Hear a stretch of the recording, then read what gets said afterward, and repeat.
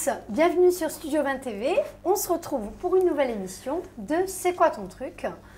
Aujourd'hui, je suis ravie de recevoir sur ce plateau Angélique. Salut Angélique. Bonjour Kim. Angélique, tu es donc venue nous raconter ce qu'était ton truc. Oui. On t'écoute. Alors moi, mon truc, c'est la photographie et plus particulièrement la photographie lifestyle. Lifestyle. Alors, ça peut peut-être parler à quelques personnes. Moi, je sais un petit peu ce que c'est. Est-ce que tu pourrais nous donner plus d'explications sur ce que c'est? Alors, la photographie lifestyle, c'est une photographie un petit peu moderne qui a beaucoup émergé avec les réseaux sociaux. C'est une photographie qui se veut très spontanée, de moments de vie naturels, dans des cadres pas forcément studio. En fait, c'est un petit peu le contraire de la photographie à l'ancienne posée. C'est une technique qui vise à mettre les gens très à l'aise pour pouvoir les photographier de façon très spontanée. Si j'ai bien compris, c'est capturer des moments de vie. Tout à fait. Voilà, capturer des moments de vie de manière la plus naturelle possible. Est-ce que tu pourrais revenir un petit peu sur ton parcours? Parce que moi, je te connais, je connais un petit peu ton histoire, mais pas les téléspectateurs. Alors moi, en fait, à la base, je suis professeure des écoles. J'ai obtenu mon concours il y a un peu plus de 9 ans maintenant. Donc j'enseigne dans une école ajaxienne. Et j'ai toujours été passionnée de photographie depuis petite. J'ai toujours connu mon papa avec une caméra à la main ou un appareil photo. C'était lui qui, dans les réunions de famille, s'occupait donc de prendre des clichés. D'immortaliser les moments. Voilà, et le confinement a été, je pense, un déclic. Il y a eu un gros reset, une grosse remise en question et j'avais besoin de faire un petit peu ressortir mon hypersensibilité parce que je suis quelqu'un de très très émotive et j'avais envie de me pencher là-dessus. Donc j'ai pris mon courage à deux mains, j'ai contacté une école de photo qui est sur Lyon et qui me donne donc accès à des cours. Et à la fin donc, de ces années d'études, j'aurai donc une certification de photographe et j'ai créé mon entreprise en 2021. Très bien, donc d'une vraie passion, tu es en train on va dire, de te professionnaliser dans le domaine de la photographie. Alors, entre autres, le nom que tu as décidé de donner c'est une auto-entreprise, c'est ça? Oui, tout à fait. Studio Joséphine, est-ce que tu pourrais nous expliquer pourquoi? Oui, alors Studio Joséphine, c'est un clin d'œil à ma grand-mère maternelle, donc qui s'appelait Joséphine. Moi-même, mon deuxième prénom, c'est Joséphine. Et c'est une personne qui a beaucoup compté pour moi. Donc, je voulais vraiment lui rendre hommage en l'appelant comme ça. Voilà. Donc, étant très proche de ta grand-mère et ayant décidé comme ça un jour de te consacrer à ta passion qui est la photo, tu as eu, puisque tu expliquais que tu étais quelqu'un de très émotif et très porté sur l'humain, donc c'est ce qui explique un petit peu le choix du nom que tu as donné à ton entreprise. Je crois savoir que, comme tout artiste, tu as ta propre patte et que de tes photos, si je puis dire, il émane de l'émotion, le côté humain ressort beaucoup. Pourquoi est-ce que justement tu as choisi d'orienter tes photos vers ce côté humain? Alors on me dit très souvent que mes photos elles sont émouvantes. Alors tout simplement parce que j'adore le contact humain. Je suis quelqu'un de très famille. C'est pour moi l'occasion vraiment d'essayer de retranscrire ce qui peut se passer entre plusieurs personnes. Je suis, comme je te l'ai dit, hypersensible et c'est vrai que c'est vraiment une... C'est vraiment ton credo, c'est ton fil rouge à toi. Oui, c'est ça. C'est de travailler sur les émotions des gens. En fait, quand je photographie les gens, je sens toujours qu'il se passe quelque chose. Les gens me donnent beaucoup en fait. Je ne sais pas si j'arrive à les mettre à l'aise ou ils oublient un petit peu la caméra.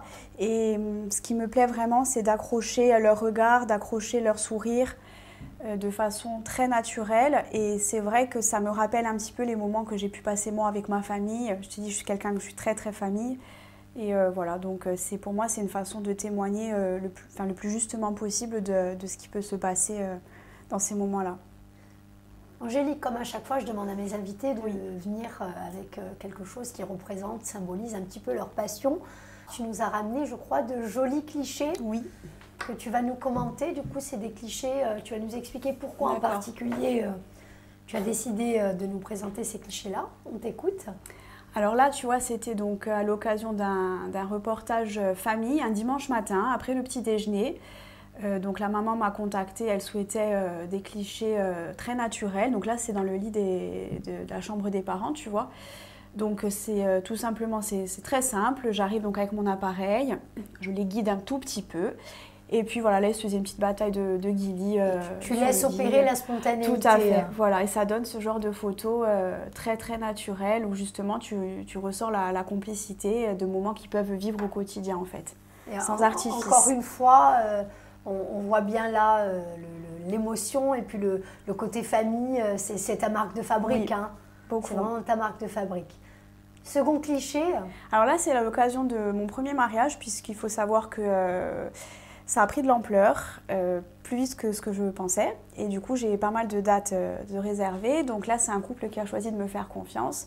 Alors pareil, même s'il faut des photos de groupe durant le reportage mariage, puisque bon, c'est quand même des photos importantes, j'adore aussi les photos prises sur le vif et dans l'instant. Donc là, c'est un petit peu témoignage de tout ce que je viens d'expliquer. Donc là, c'est quand ils sortent de la mairie. Voilà. On a un autre cliché également. Ceci, j'aime beaucoup. Hein. Alors, j'adore la lumière, comme tous les photographes, je pense. Ça, c'est une photo qui a été prise à Capo, à la plage de Capo. Je photographie beaucoup là-bas pour un shooting grossesse. Donc, tu vois, c'est vraiment le contraire de la photo studio, très posée. Et j'ai essayé de faire ressortir de la douceur et surtout l'ambiance, donc plage avec ce coucher de soleil. On a la chance en plus de vivre sur une île région, magnifique, voilà, effectivement. Je pense qu'en termes de décor, tu ne peux pas avoir mieux. Tout à fait. Donc je me sers beaucoup de l'extérieur pour alimenter encore plus mes clichés. Très bien. Écoute, on te remercie d'avoir partagé avec nous ces petites confidences, parce que finalement, oui, c'est des petits secrets que tu partages comme ça avec tes clients. J'ai une petite question encore. Est-ce que tu envisages d'arrêter ton métier d'institutrice, Angélique? Alors, c'est une question qui revient souvent. Pour l'instant, bien entendu, pour te consacrer à la photo. Oui, bien sûr. Alors, pour l'instant, non, parce que bon, j'adore aussi mon travail avec les enfants. J'ai quand même la chance d'avoir les vacances scolaires qui me permettent d'avoir pas mal de temps libre. Il n'est pas exclu, si ça continue comme ça, que d'ici quelques années, je bifurque complètement dans la photographie, oui. Angélique, on te remercie d'avoir partagé avec nous ta jolie petite histoire. Merci à vous. Je crois donc savoir également que ton été s'annonce chargé, puisque tu as pas mal de couples qui ont fait appel à toi pour immortaliser leur mariage lors de cette période estivale. Mais il te reste encore quelques dates? Quelques dates, oui, très peu. Hein, ça part très très vite, mais il me reste encore quelques dates, oui. Donc ce qu'on fera, c'est qu'en barre d'infos, on vous fera figurer les coordonnées d'Angélique, Studio Joséphine, donc, pour la contacter et pour faire appel à elle pour vos photos, pour les mariages, pour les baptêmes, que ce soit pour d'autres événements.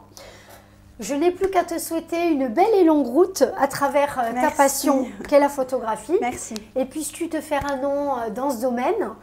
Et puis je terminerai en disant que je suis sûre que ta grand-mère serait très fière de toi aujourd'hui. Voilà. Merci, merci Angélique. Merci de m'avoir reçue. Quant à moi, je vous dis à très vite pour un nouveau numéro de C'est quoi ton truc? Salut!